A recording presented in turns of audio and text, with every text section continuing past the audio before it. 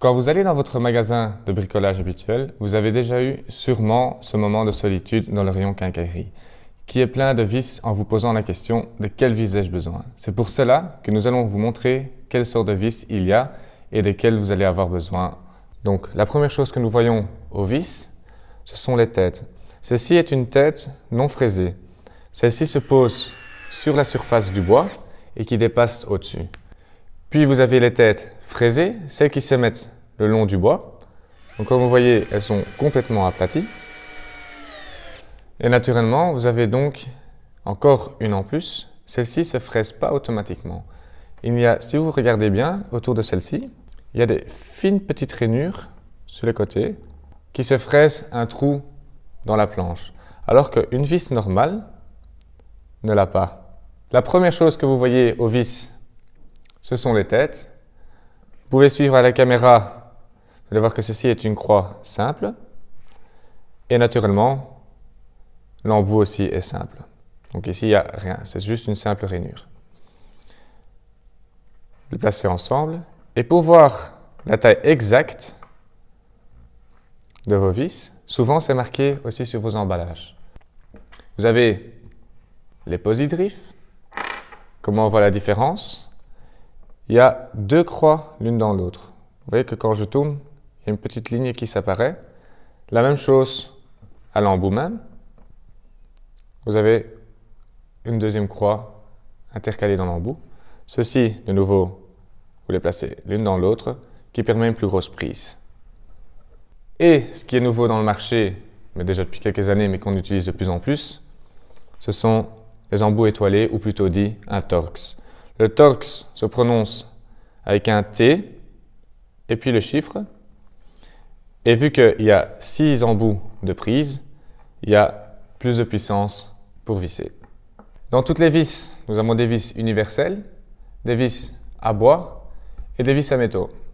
Vous avez les vis universelles. Ceux-ci sont juste pointus et cela nous utilisons souvent dans toute construction avec une cheville. Ceux que nous utilisons pour le bois, comme vous voyez, il y a une toute fine petite rainure qui permet de s'agripper directement au bois. Et puis vous avez naturellement les vis autoforants qui a une petite tête forante et qui s'agrippe directement à travers le métal ou les grosses plaques. Encore une option en plus aux vis où il faudrait de temps en temps faire attention, c'est le filet. Vous avez des vis avec un filet complet, comme celle-ci, et vous en avez des avec un demi-filet. Le demi-filet permet à travailler le bois pour que tout se rassemble très bien. Si vous voulez faire ça avec une vis avec un filet complet, celui-ci, le plus important, est toujours une fois de bien perforé avec un diamètre plus fin. Une petite option que beaucoup de vis ont, c'est cette petite nervure ici. Celle-ci enlève la tension sur la vis. Et cette petite nervure, qui est à l'opposé de votre tige ou votre filet, va retirer l'écrase qui est dans votre trou et permet aussi une facilité à visser plus vite. De cette manière, vous pouvez déjà un peu choisir vos vis, mais naturellement, une vis est trempée. Et si elle est trempée, il faut savoir aussi pourquoi elle va servir. La plupart des vis sont en acier, mais elles sont naturellement toutes trempées pour qu'elles ne font pas naturellement une réaction directe avec leur environnement. Vous avez des jaunes et des grises, elles ont tous les deux le même travail. La seule chose que ceux-ci n'ont pas, elles ne supportent pas de l'eau. En plus des vis galvanisées, vous avez aussi les vis inoxydables. Les vis en acier inoxydable ne savent pas être durcies. Donc ce qui peut se passer, c'est que la vis se plie plus facilement.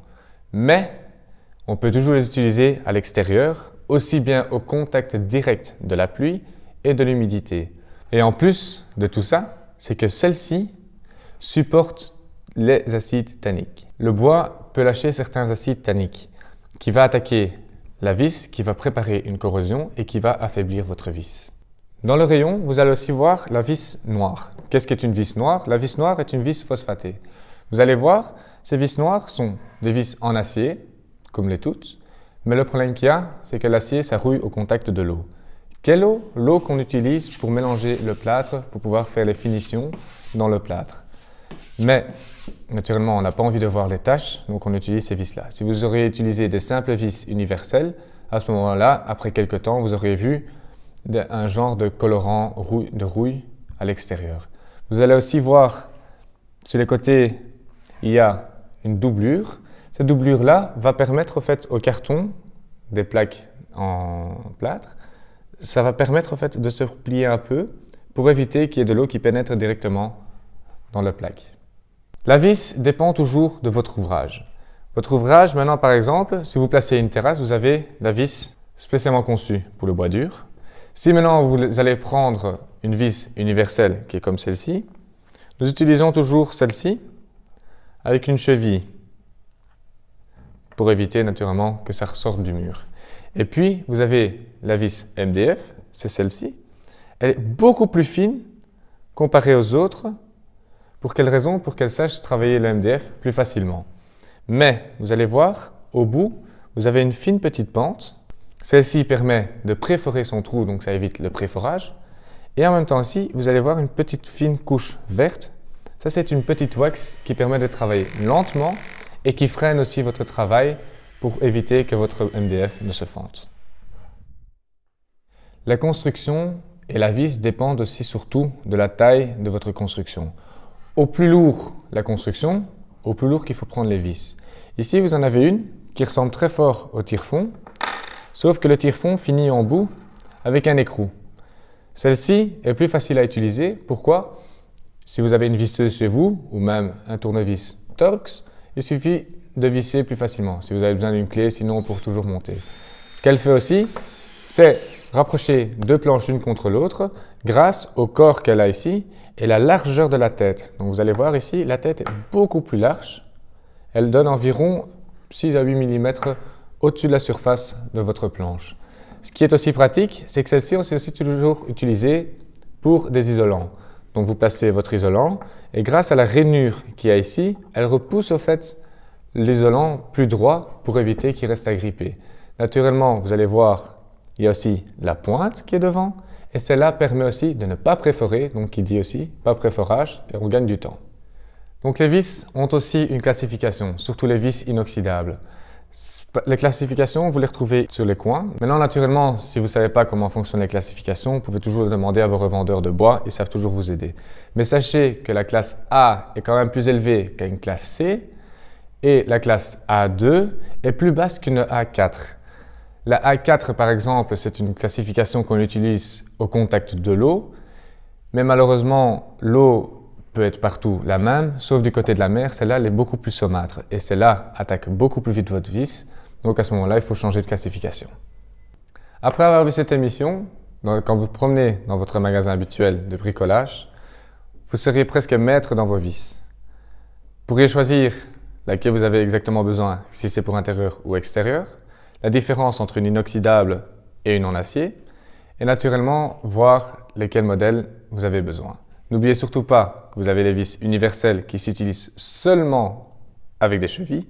Vous avez celles qu'on utilise pour dans le bois, celle-là avec la fine fente qui est à l'avant. Et vous avez celle autoforante avec, on dirait, une petite mèche à l'avant.